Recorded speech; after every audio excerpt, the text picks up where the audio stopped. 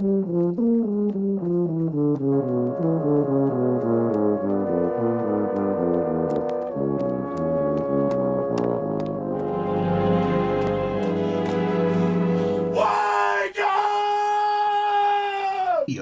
the Israeli government holding a private convention here in the United States. One of the people in attendance at this secret meeting was Judith Varney Schorer. She's a former Israeli consul general who was operating out of Atlanta. She was one of the main people saying that the biggest problem that they had was young black people in the United States. But don't worry, they've got some black leaders on the payroll. The major problem of Israel is with the young generation of the black community. How we doing, family? I pray all is good. I pray all is well. Happy Sabbath, another day of rest, another day of peace, another day of the Yah watching over his kids. How we doing today, family? First of all, let's give honor and praise where honor and praise is due. That's to the Father, Abba, King of Kings, Ancient of Days, love, life, like, love, Redeemer, our Savior, his Son, Yahushua, our Messiah, the one who shed his blood for his people. Also the Ruach HaKodesh, which he put in his believers. Family, we just don't know how good we have it. Things might seem like it's going crazy. Everything seems like it's going astray. But we got a job to do, family. We have a job to do. Are you going to do the job that you was given to do? You're going to fulfill your purpose with or without your permission. You have to understand who we're dealing with. We're dealing with Yahweh, the Creator. Family, we really need to come and get it together so we can start waking up and getting up out of this situation. We are the target in this situation, family. It is written we are the target in this situation, family. And what made us become the target? By removing Yah's order. Removing Yah's order for the children of the promise. The children of the slaves. The children of the Atlantic slave trade. Who are the people of the Bible. If you want to know who you are, follow the curse. Follow the curse. That will let you know who you are. But we put ourselves in this situation because we removed Yah's order out of our lives. Out of our lives. And family, he's ready to take his kids back. But are you ready to surrender? Are you ready to choose? Because he's going to come like a thief in the night. And I hope you are awake. I hope you are awake. I hope you are awake. Family, I named this Removing Yah's Order. This is why we're in the situation we're in. We have a lot of enemies, Israel. We have a lot of enemies, Yazarel. We have a lot of enemies. And you need to find out what's holding you back. what's holding us back as a nation. As a nation, to get it together. It's time to make a choice. Ignorant is a choice in these days and time. It's too much technology out here for you to still be ignorant. Now it's a choice. Now it's definitely a choice.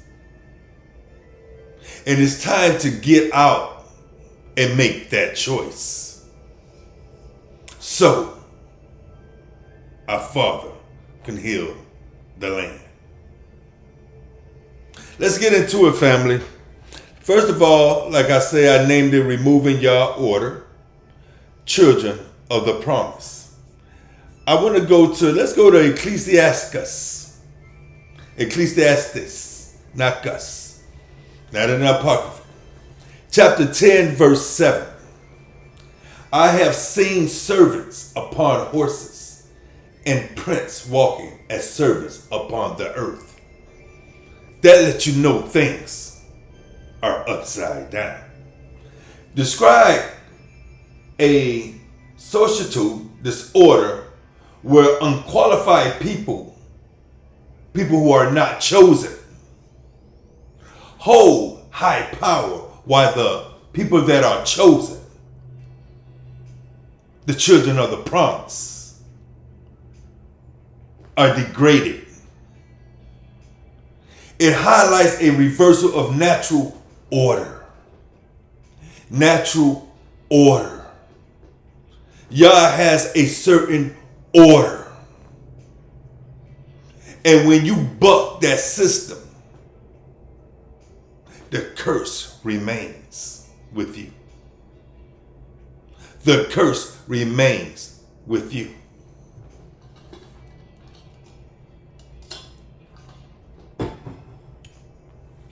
It highlights a reversal of natural order, folly in leadership, flaws, and the instability of status. The one who's supposed to be running the business is sweeping the floors. The one who is running the business is not even qualified. But he's there. He's there. Or she is there until we get ourselves in order. With Yah. With Yah. I have seen servants upon horses and prince walking as servants upon the earth. Do you know who that is, family? Well, by the end of this lesson, you should know. You should know. Yah had an order for his kids. A father always have an order for his kids. That's why we was given Yahushua, so we can follow that order. But when you don't follow that order, it's called sin. And sin brings death. Sin brings death. So let's go to 1 Corinthians. Let's see what the order was supposed to be. And let's see why we have enemies out here trying to make sure we as Israel don't keep that order. Let's see what the order was. Let's go to 1 Corinthians chapter 7, verse 1. Now concerning the things whereof ye wrote unto me, it is good for a man not to touch a woman. Nevertheless, to avoid fornication, not just a touch, but we have given ourselves to lives of fornication, which is a sin. and keeping us away from Yah. Nevertheless, to avoid fornication, let every man have his own wife. A lot of people that's called themselves into the truth, they want more than one wife. Why? Pride, showboating.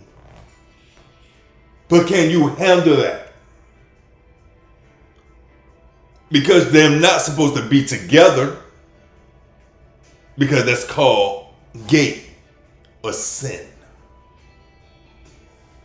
So you're supposed to have your own wife, and let every woman have her own husband.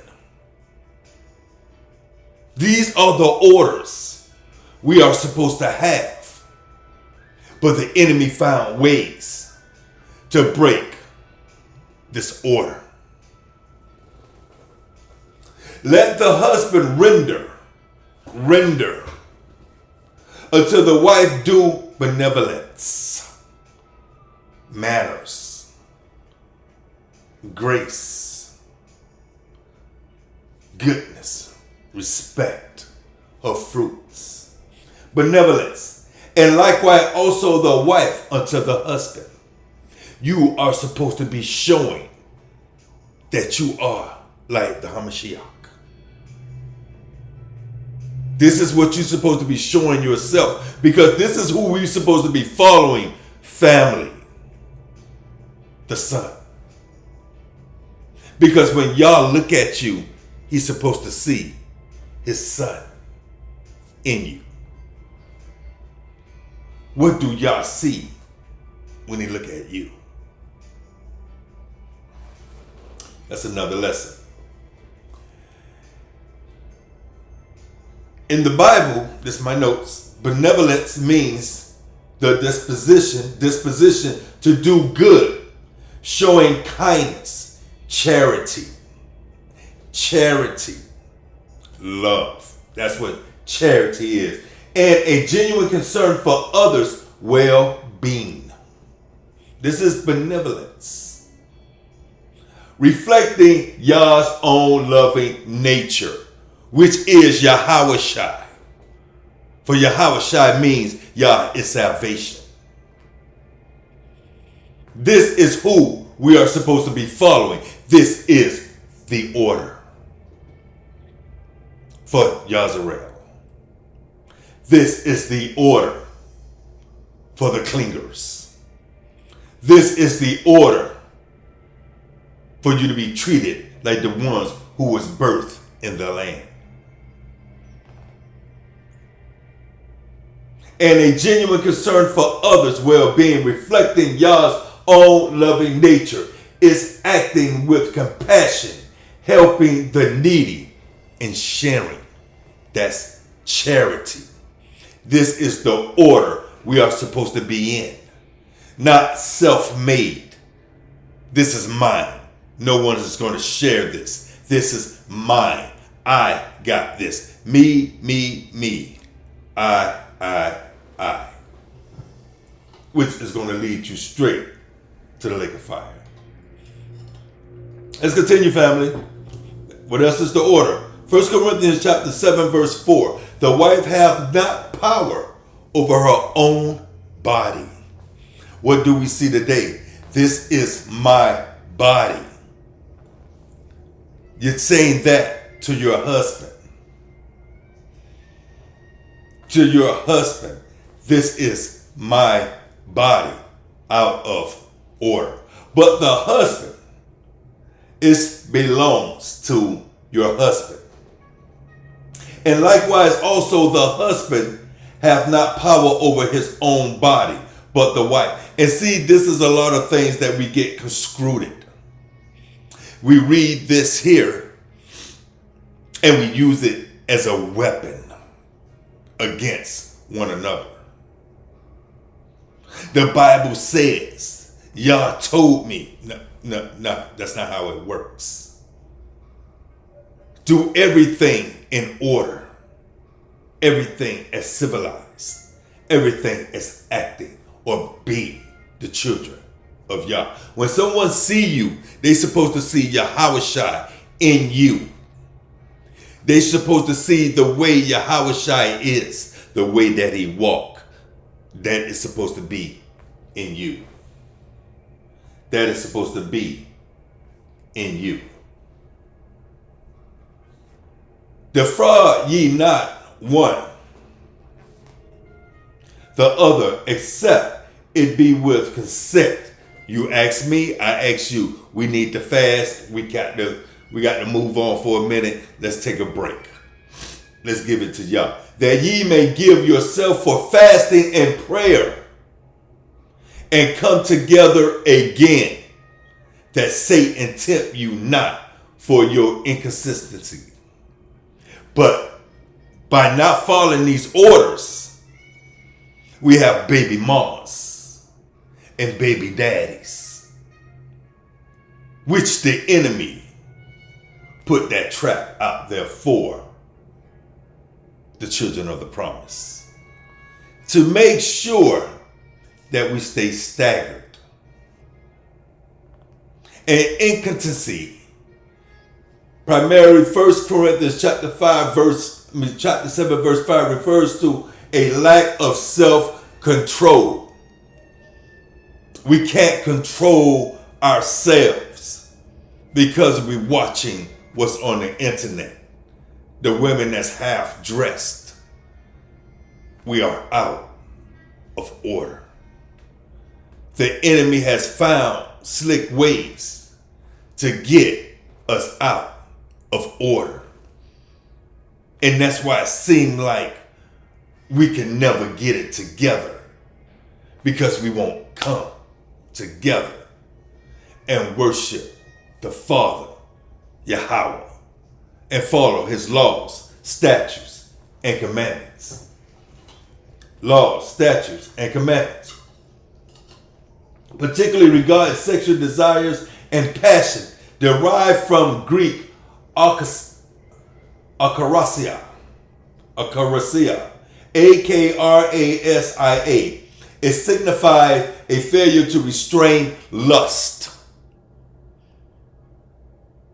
Satan has put a wedge between us where we start lusting because the enemy has found a way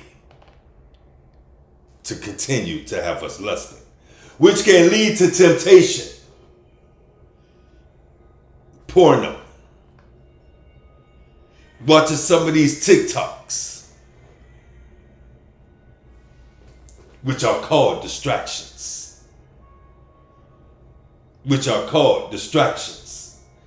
It is distinct from the modern medical definition, focusing instead on spiritual and moral lack of discipline. But I speak, this is 1 Corinthians chapter 7, verse 6, but I speak this by permission and not of commandment. Permission. He walked with Yah. I think we need to listen. Let's go to 1 Peter chapter 3, verse 7 through 9.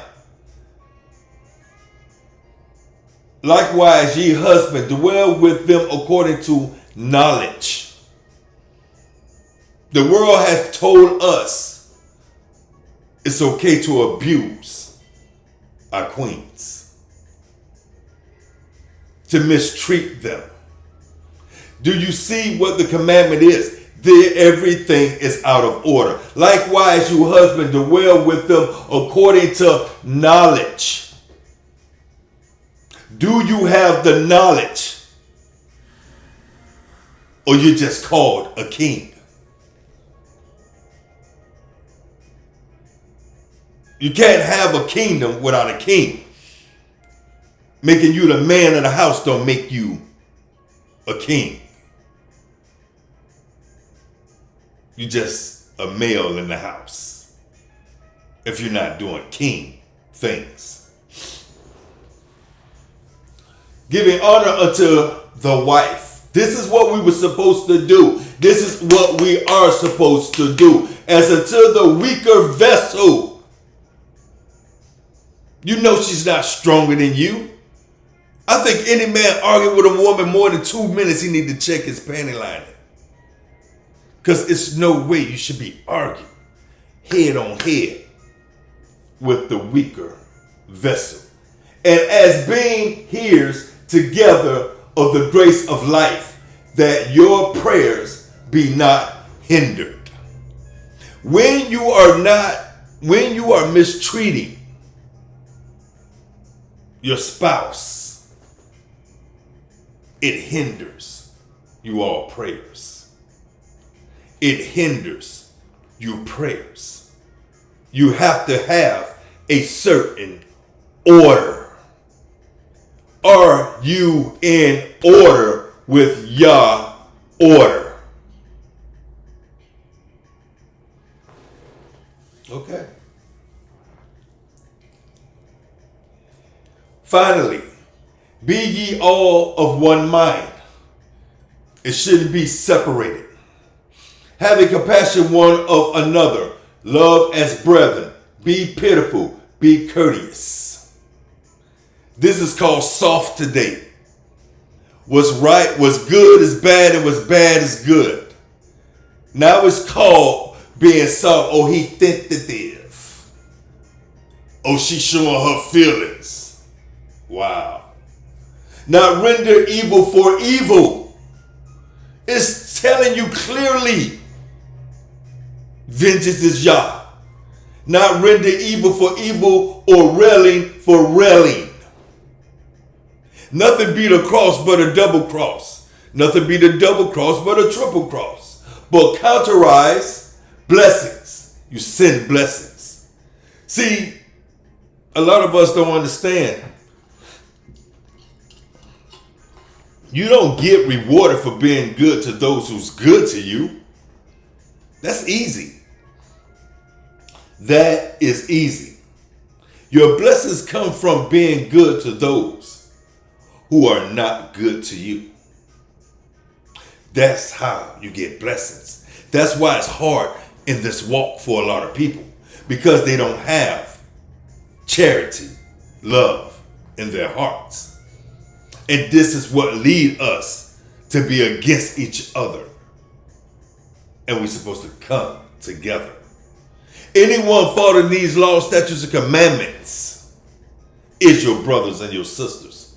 I don't care what their nationality is. I don't care what their nationality is. Knowing that ye are thereunto called, that ye should inherit a blessing. Now the slave master knew all of this. Let's see who has been the enemy and how they have made sure we was distracted for not knowing how to keep the order. Because once we keep the order I read to you, Yah will heal our land. Once we humble ourselves, Yah will heal our land. Once we come together in prayer, Yah will heal our land. Now the slave master knew all of this. Remember, they read our book and made sure we didn't for 400 years until they made it the way they wanted to make it. But that's why Yah is so good. That's why Yah is so grace. Because it said it pleased Yah, even the foolishness that is preached, to save those who truly believe. That's the grace of the one we serve. Remember, they read our book. They knew what sin would keep us from being obedient to Yah's law, statutes, and commandments.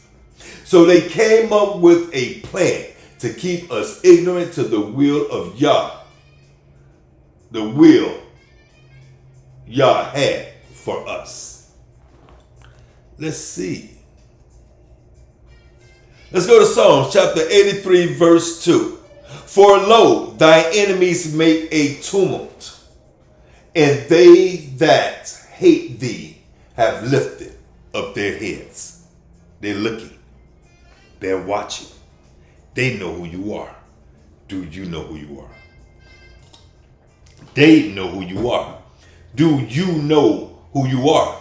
They have taken crafty counsel against thy people. It has to be a people. It says thy people. It didn't say the earth. It says thy people, and consulted against thy hidden ones.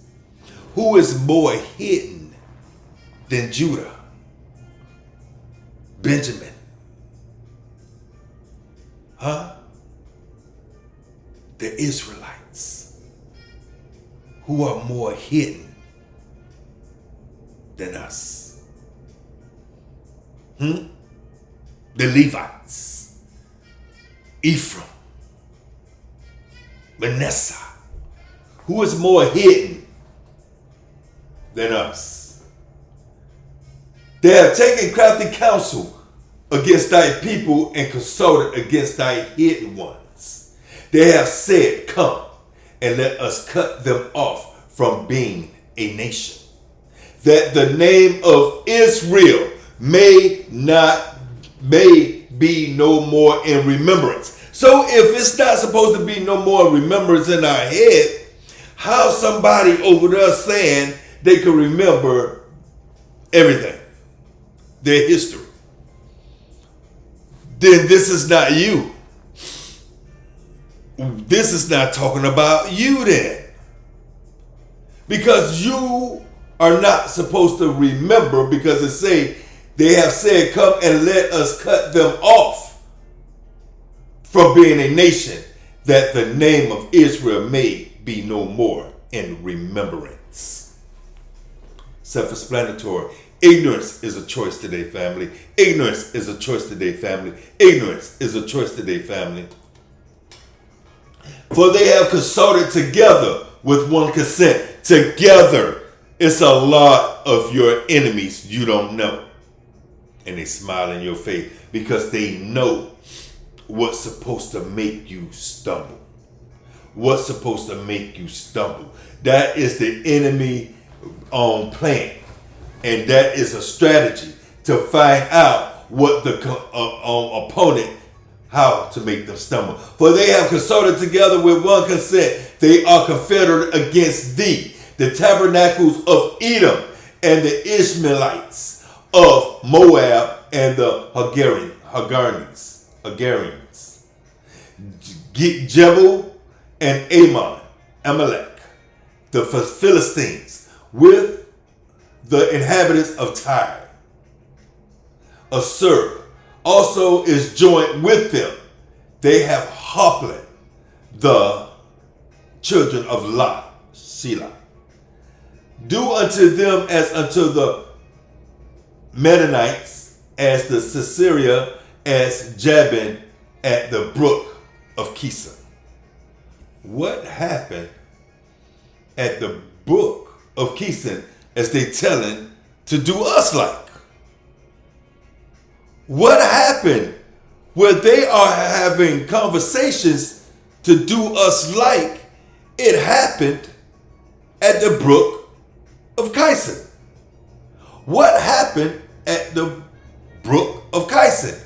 Which perished at Etnor, they became as dung for the earth. What is that talking about? Let's find out. This is the things that happened at the brook of Kison. Defeat the Sisera. Judges chapter 4 through 5. The Canaanites army led by Sisera was defeated by the Israelites. Ooh, they know who we are. Oh, they want retaliation. Defeated by the Israelite under Deborah and Barak, a sudden torrential storm caused the Kishon to overflow, flooding the plain and trapping the Canaanites' chariots, allowing the Israelites to prevail. Ooh, they know who we are. They know who we are, and they want blood. They want revenge. Slaughter. This another thing happened. Slaughter of Baal's prophets. Oh, we slaughtered Baal's prophets.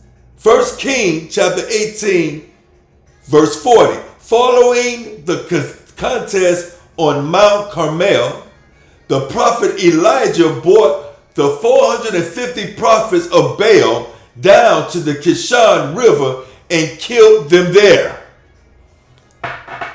Wow.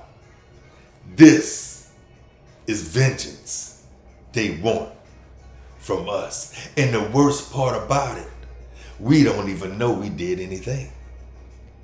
That's why it's time to wake up, Jacob. It's time to wake up, Jacob. It's time to wake up, Jacob.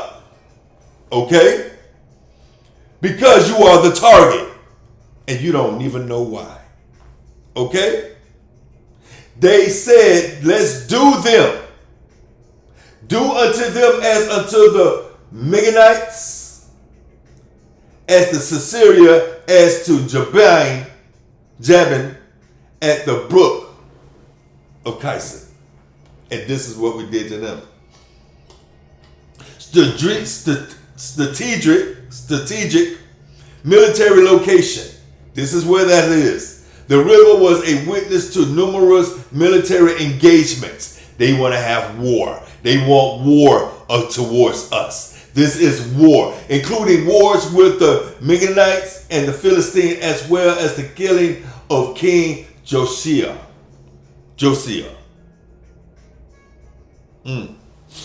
They want blood. You see what we did?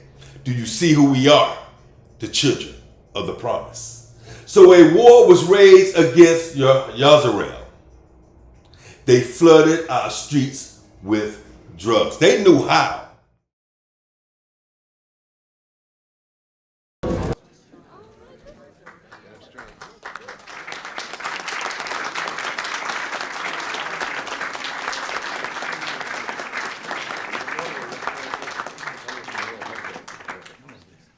How do you do? Well, I appreciate all of you joining us here today to kick off Just Say No Week. Before I begin, I want to give a long-distance hello to Senator Paula Hawkins. Senator Hawkins has been a loyal warrior in the battle against drug abuse. So, long distance, Senator, thank you for all you've done and best wishes for a speedy recovery. When our team got to Washington nearly 5.5 years ago, we pledged to put America's house in order. Well, that required more than economic reform and bolstering our national defense. Our country was threatened by an epidemic of drug abuse that's been growing in intensity since the 1960s. By 1980, illegal drugs were every bit as much a threat to the United States as enemy planes and missiles. The plague was fueled by an attitude of permissiveness, both public and private. America was losing its future by default. Early in our administration, I issued a challenge. Americans in and out of government, I said, should do all we can to defeat the drug menace threatening our country. And I'm pleased that many of you who were there when I issued that challenge are with us today. I'm also grateful for all the hard work and long hours that you've committed to this truly noble endeavor. The first thing we did was take down the surrender flag and raise the battle flag. Together we beefed up our enforcement arm, and today more arrests are being made and more narcotics are being seized than ever before. Today there's also more communication and effective coordination between the levels of government and department and agencies than many believed was possible. We are indeed trying to do everything government can do to combat drug traffickers. But just as important, or I happen to think more important, we've enlisted the American people in this battle. Parents? To start getting us. Okay? What do you do for a man who's struggling to put food on his table? You show them false promises. You sell this dope, you get the money, you feed your family. But we're Israel. We're Israel. And we was killing our own. Killing our own. They know who to find. They know who to find. Let's go. The 1980s war on drugs, accelerated by the Reagan administration, focused on strict law enforcement, mandatory sentencing, and increased incarceration to combat rising cocaine and crack use. Cocaine and crack use. You're a drug addict, and we're going to make sure you're locked up. Don't that sound funny to you? That sounds funny. When now, when the other nations are out there on fentanyl and all these other drugs, they need help. But incarceration was for who? For Israel. Why? Because we are the enemy. We are known to whoop behind. Okay? This era saw the rise of Medellin cartel, intense violence in cities like Miami, where I was born and raised, and the Just Say No campaign largely shifting policy from rehabilitation to criminalization. Don't want to help. We giving you the drugs. We give you the poison so you can kill yourself. Drugs make you don't think right, so you're not a good leader in the house. We make sure you self-destruct. Why? What's so powerful about you that they want to destroy you from existence? From existence. That's a perpetual hate.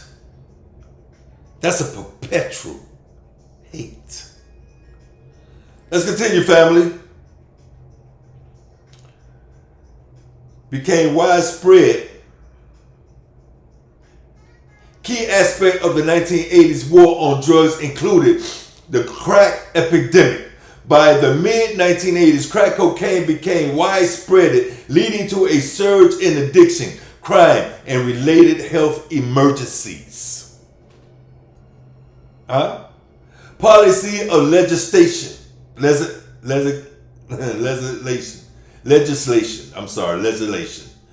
The Anti-Drug Abuse Act of 1986 established strict mandatory minimum sentence for drug offenses, including a 100-to-1 ratio for crack versus powder cocaine possession, because the other nations was using cocaine as party. And in the hood, we was cooking. So they found another way to make sure that we got more time. Just Say No First Lady Nancy Reagan campaign, a national anti-drug campaign aimed at youth, empathizing absence of it, which is bullcrap. They put it in there. We don't fly any planes. They make sure we don't have any airplanes to go get the drugs. And they put it in the hood and say, let's arrest them. Miami drug war, intense conflict occurred between the U.S. government and cartels, specifically the Medellin cartel in Miami during this period. I remember when Miami turned upside down. International involvement. The U.S. engaged in the effort to disrupt drug supply lines. Yeah. We could go to the moon, but we can't stop drugs from coming across the water, which include controversial involvement with the Contras in Central America. Impact The area resulted in a massive, rapid increase in prison population. Who's mainly in there? Jacob. Which significate this proportionate effects on minority communities. Okay? We was always the target. We was always the target. Do you know who you are yet? Or not? Do you know who need to be getting their stuff together? Or you don't know yet? Or you don't know yet? Well, let's take it to Deuteronomy chapter 28, verse 15. But it shall come to pass, if thou wilt not hearken unto the voice of Yah thy God, to observe to do all his commandments and his statutes, which I command thee this day, that all these curses shall come upon thee and overtake thee. You want to know who the kids is? Follow the curse. Follow the curse. Cursed shall thou be in the city, and cursed shall thou be in the field. Cursed shall be thy basket and thy store. Cursed shall be the fruit of thy body and the fruit of thy land, the increase of thy kin, and the flocks of thy sheep. Cursed shall thou be when thou comest in, and cursed shall be when thou goest out. This don't sound like you, huh?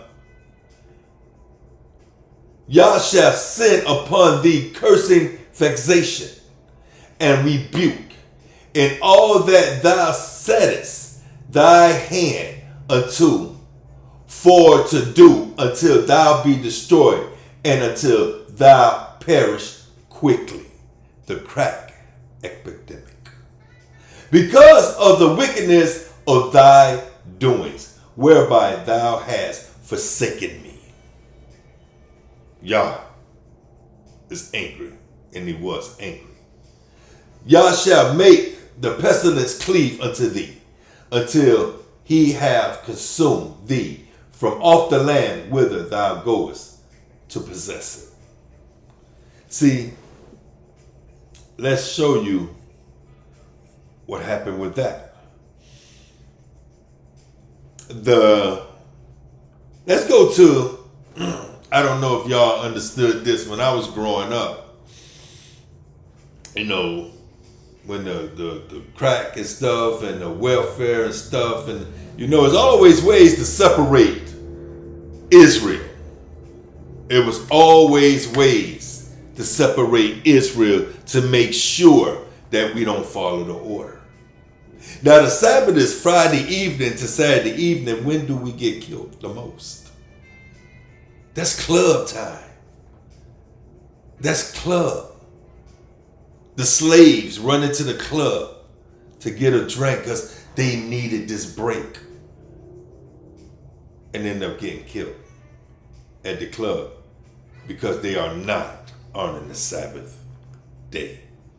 They're at the club on the Sabbath day.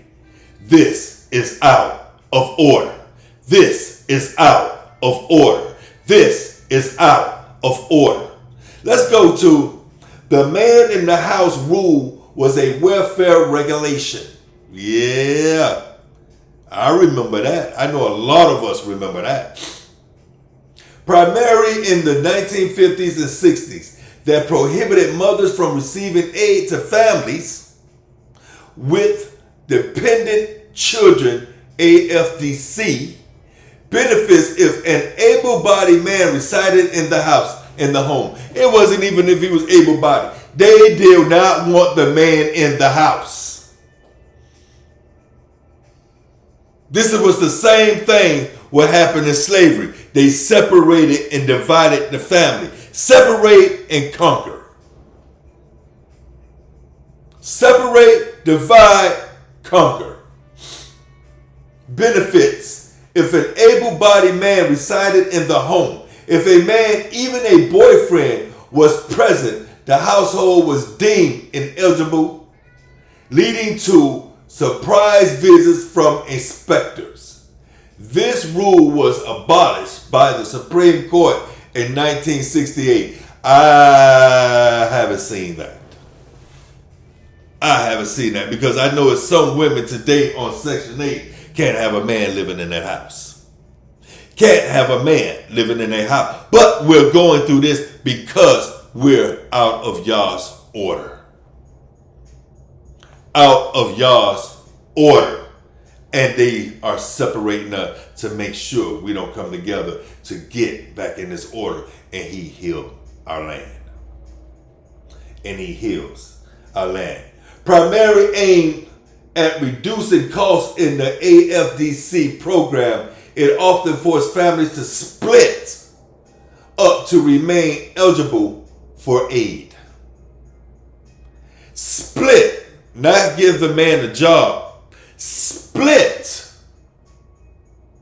so you could be a slave to the system. Sometimes referred to as the substitute rather rule. The substitute father rule. Other names, sometimes referred to as the substitute father rule. That was this welfare.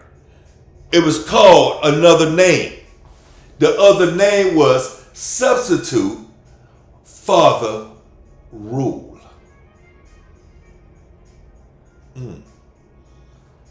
This is what the enemy has been doing under your nose. It is disproportionately affected black families in the United States. The Supreme Court struck it down in 1968 as contrary to the goals of the Social Security Act. If they say so, I don't see a difference with that. I don't see a difference with that, family. I don't see it. I don't see that. But these are ways that they tried to destroy us. Let's keep it going, family. All of these things started splitting our families up. They understood, kill the head, the body dead. They understood that. Separate, conquer. Now our women has joined the fight against the head, not realizing they're going against y'all's plan for us. The woman don't want to be submissive, and the government offer her money to get rid of the head of the house, which was y'all's order. Which was y'all's order. But it's about to come to a time where we have to come together or they will completely destroy us. Remember this. The greatest sin in the world is bringing children into the world that have disease from their parents, that have no chance in the world to be a human being, practically. Delinquents, prisoners, all sorts of things just marked when they're born. That, to me, is the greatest sin that people can commit. Remember, Margaret Lewis Higgins, born in 1879, she was raised in a household with an Irish Catholic background, though she was influenced by her father's agnostic views. They know who we are. Remember, they know who we are. Jewish collaboration. Sanger worked closely with the Jewish professionals. Key figures include Dr. Lena Levine, who helped found the International Planned Parenthood Federation, and Dr. like Bessie Moses and Nadina Kavenaki. While Sanger was not Jewish, listen how they know who we are. Her work profoundly impacted Jewish women in America, and she relied on a network of Jewish feminists, activists, and doctors to advance the movement, particularly in New York. They've been trying to destroy us for the longest, family. For the longest, family, it's time to come back home. It's time to come back and give our life to Yahushua. It's time to come back to laws, statutes, and commandments. It's time to come back to Yah's order. Children of the promise. Because that's the only way you're a child of the promise. If you follow in these laws, statutes, and commandments. Yah is calling for us to return. 2 Chronicles chapter 7 verse 14. If my people which are called by my name shall humble themselves and pray and seek my face and turn from their wicked ways, then will I hear from heaven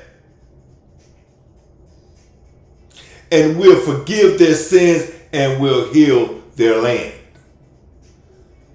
And will heal their land. Family, it's time to return to our first love, and that's the Father. We need to start keeping the commandment, especially the first two. Loving Yah with all your heart is identified by Yahushua as the first and greatest commandment, requiring total, uncompromised devotion, affection, and commitment rather than partial or conditional affection.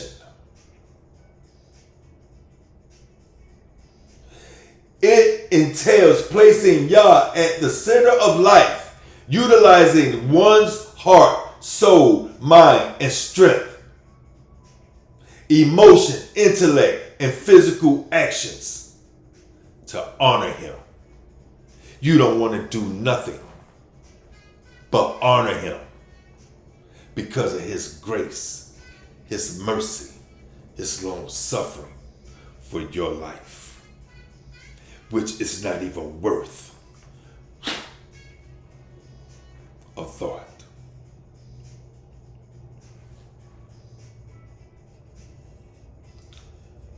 First of all, giving your heart,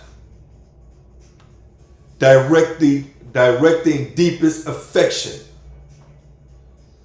spending a lot of time with Yah, building up a relationship,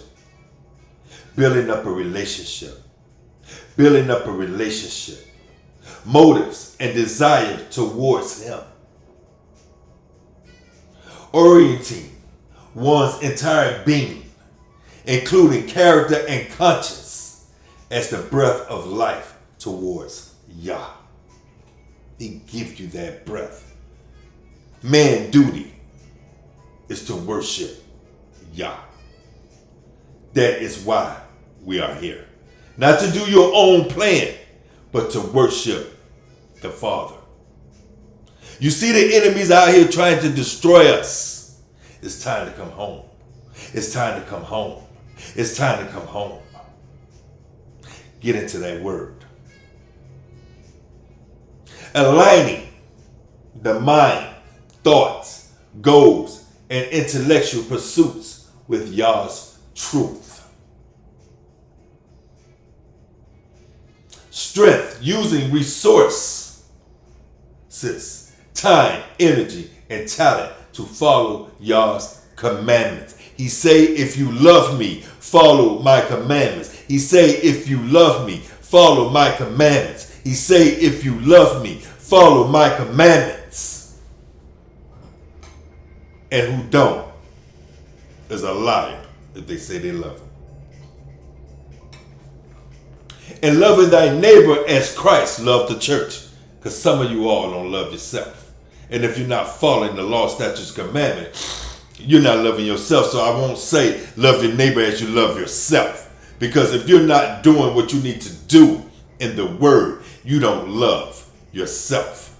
But love people like Yah, like Christ, have loved the church. Patient and kind. This is what we have to be. These are things that's hard to do because we only could do it to those who's good to us. But we need to get back in order, family. We need to get back in order. Time is running out. Time is running out. Time is running out. Okay? Not envious, boastful, or proud, does not seek its own way, and is not easily angered. You're only angry with people real quick when you don't love them like you say you do. There's nothing wrong with being angry, but don't sin. But calm the anger down. Pump your brakes. Keep no record of wrongs. Hold no grudges. Hold no grudges. These are the things we need to do to get back in line with the Father. Okay? Protect, trust, hopes, and preserve. Love never fails. Love conquers hate. It's time to go back to the original plan. Everything is upside down. So going back to what I was saying, I have seen Ecclesiastes chapter 10, verse 7.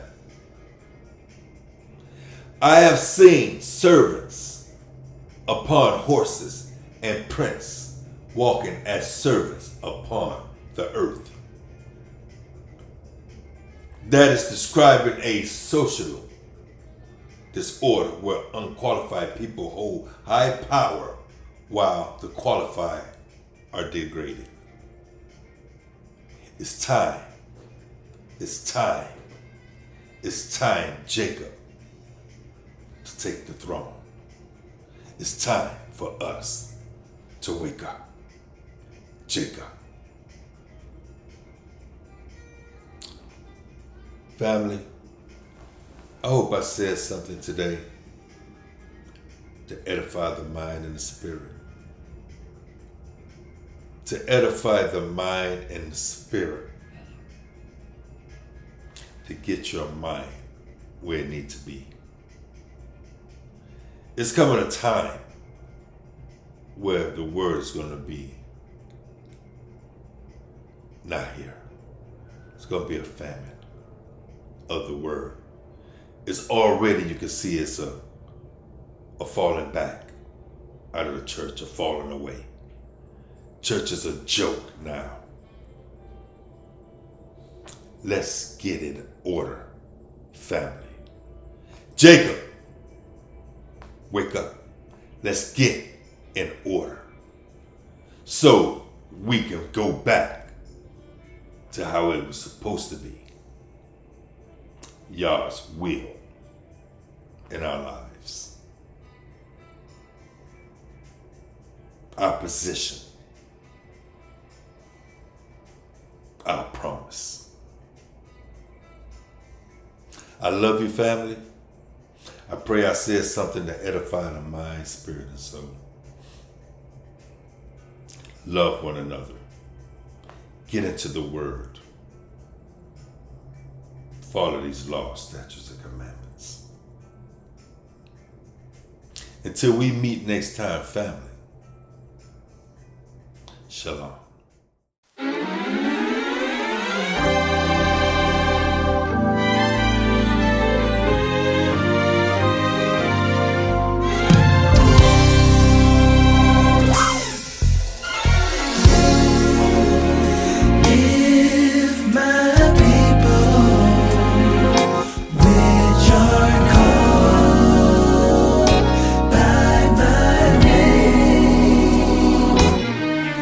Would